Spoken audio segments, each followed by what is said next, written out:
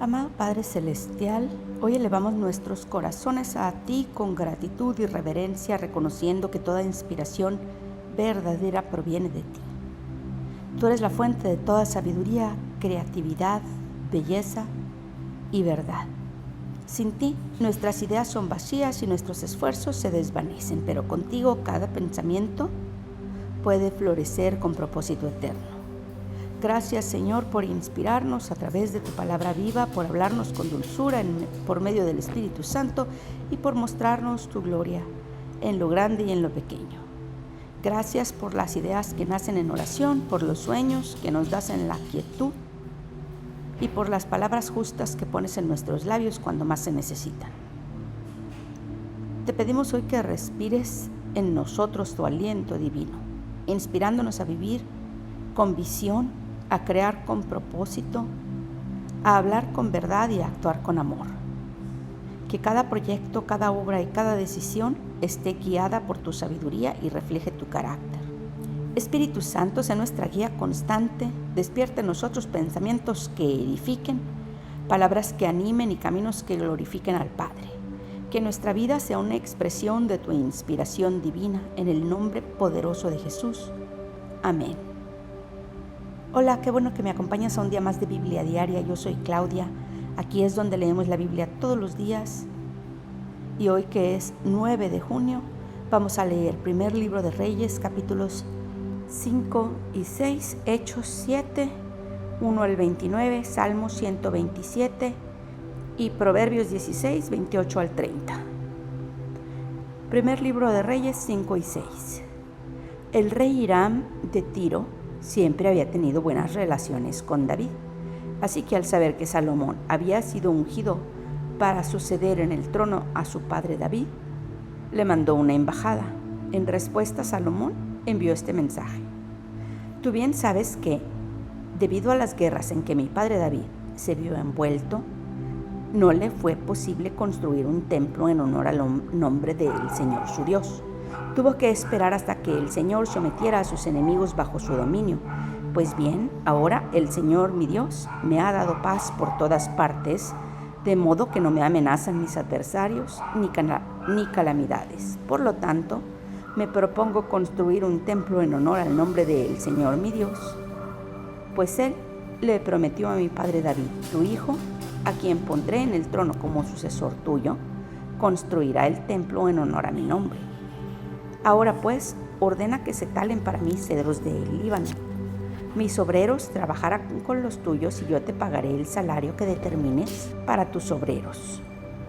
Tú sabes que no hay entre nosotros quien sepa talar madera tan bien como los sidonios.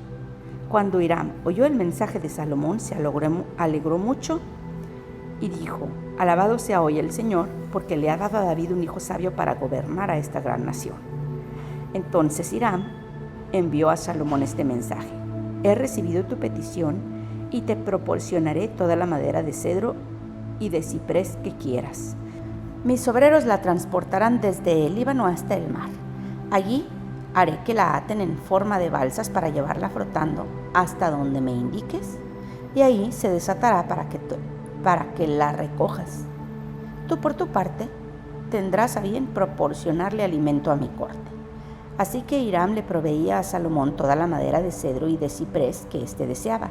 Salomón, por su parte, año tras año le entregaba a Hiram como alimento para su corte 20,000 coros de trigo y 20,000 batos de aceite de oliva. El Señor, cumpliendo su palabra, dio sabiduría a Salomón. Hiram y Salomón hicieron un tratado y hubo paz entre ellos. El rey Salomón impuso trabajo forzado y reclutó a 30,000 obreros de todo Israel. Los envió al Líbano en relevos de 10,000 al mes, de modo que pasaban un mes en el Líbano y 2 meses en su casa. La supervisión del trabajo forzado estaba a cargo de Adonirán. Salomón tenía en las montañas 7,000 cargadores y 80,000 canteros. Había además 3,300 capataces que estaban al frente de la obra y dirigían a los trabajadores para echar los cimientos del templo. El rey mandó que sacaran de la cantera grandes bloques de piedra de buena calidad. Los obreros de Salomón e Hiram, junto con los que habían llegado de Gebal tallaron la madera y labraron la piedra para la construcción del templo. Salomón comenzó a construir el templo del Señor en el 4º año de su reinado en Israel, en el mes de Sif, que es el mes segundo. Habían transcurrido 480 años desde que los israelitas salieron de Egipto. El templo que el rey Salomón construyó para el Señor medía 60 codos de largo por 20 de ancho y 30 de alto. El vestíbulo de la nave central del templo medía también 20 codos de ancho y por el frente del templo sobresalían 10 codos. Salomón también mandó colocar en el templo ventanales de celosía alrededor del edificio y contra las paredes de la nave central y del santuario interior. Construyó un anexo con cámaras laterales. El piso inferior del anexo medía 5 codos de ancho, el piso intermedio 6 codos y el piso más alto 7 codos. Salomón había mandado hacer salientes en el exterior del templo para que las vigas no se empotraran en la pared misma. En la construcción del templo solo se emplearon piedras de cantera ya labradas, así que durante las obras no se oyó el ruido de martillos, ni de piquetas, ni de ninguna otra herramienta. La entrada al piso inferior se hallaba en el lado sur del templo. Una escalera de caracol conducía al nivel intermedio y la planta alta. Salomón terminó de construir el templo techándolo con vigas y tablones de cedro. A lo largo del templo construyó el anexo, el cual tenía una altura de 5 codos y quedaba unido a la pared del templo por medio de vigas de cedro.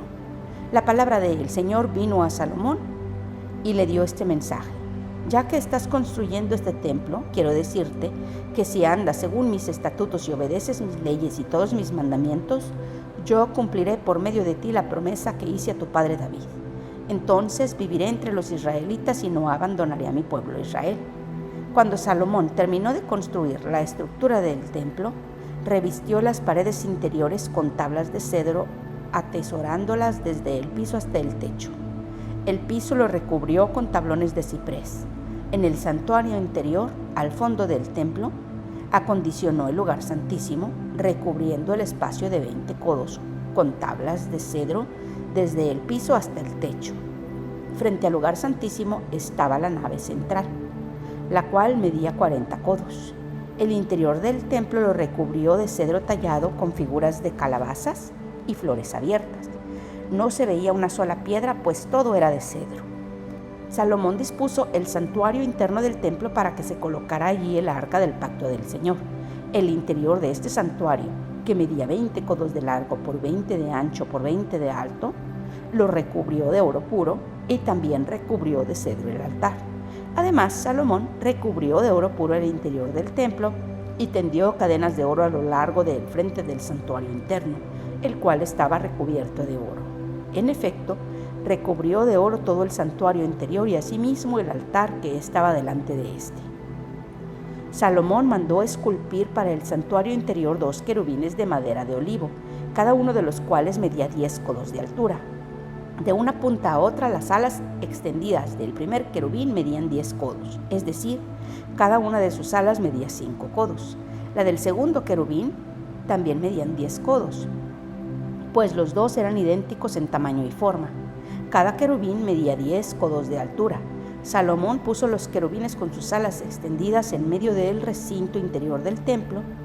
Con una de sus alas, cada querubín tocaba una pared, mientras que sus otras alas se tocaban en medio del santuario. Luego Salomón recubrió de oro los querubines. Sobre las paredes que rodeaban el templo, lo mismo por dentro que por fuera, talló figuras de querubines, palmeras y flores abiertas. Además, recubrió de oro los pisos de los cuartos interiores y exteriores del templo. Para la entrada del santuario inferior, Salomón hizo puertas de madera de olivo con jambas y postes pentagonales. Sobre las 2 puertas de madera de olivo, talló figuras de querubines, palmeras y flores abiertas y todas ellas las recubrió de oro. Asimismo, para la entrada de la nave central, hizo postes cuadrangulares de madera de olivo. También hizo 2 puertas de madera de ciprés, cada una con 2 hojas giratorias. Sobre ellas talló figuras de querubines, palmeras y flores abiertas y las recubrió de oro bien ajustado al relieve. Las paredes del atrio interior las construyó con 3 hileras de piedra labrada por cada hilera de vigas de cedro.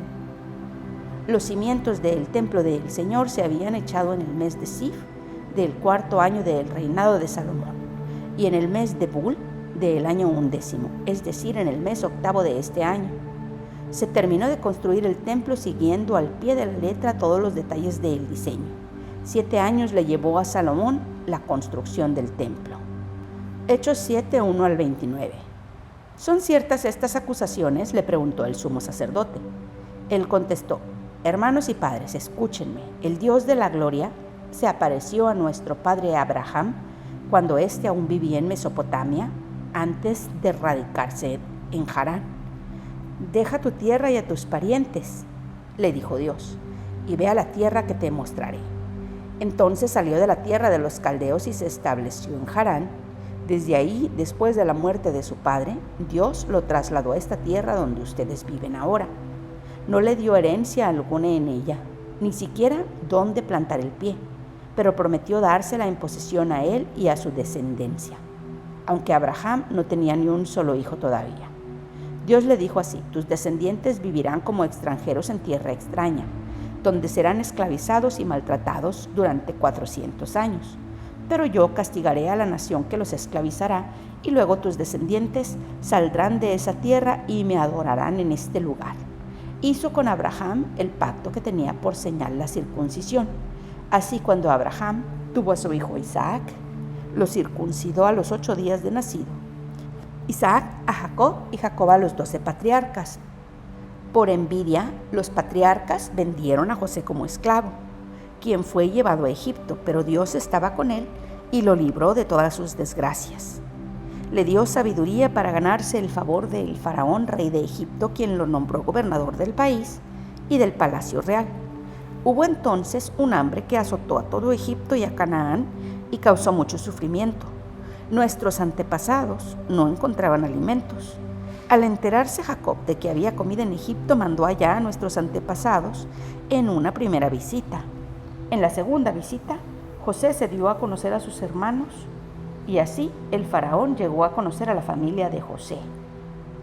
Después de esto, José mandó llamar a su padre Jacob y a toda su familia, 75 personas en total.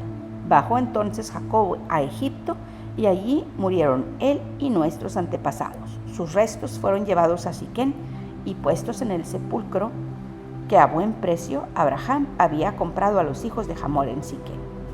Cuando ya se acercaba el tiempo de que se cumpliera la promesa que Dios había hecho a Abraham, el pueblo crecía y se multiplicaba en Egipto. Por aquel entonces llegó al poder en Egipto un nuevo rey que no había conocido a José. Este rey usó de artimañas con nuestro pueblo y oprimió a nuestros antepasados, obligándolos a dejar abandonados a sus hijos recién nacidos para que murieran. En aquel tiempo nació Moisés y era hermoso a los ojos de Dios. Por 3 meses se crió en la casa de su padre, y al quedar abandonado, la hija de Faraón lo adoptó y lo crió como a su propio hijo. Así Moisés fue instruido en toda la sabiduría de los egipcios y era poderoso en palabra y obra. Cuando cumplió 40 años, Moisés tuvo el deseo de visitar a sus hermanos israelitas. Al ver que un egipcio maltrataba a uno de ellos, acudió en su defensa y lo vengó matando al egipcio. Moisés suponía que sus hermanos reconocerían que Dios iba a librarlos por medio de él, pero ellos no lo comprendieron así.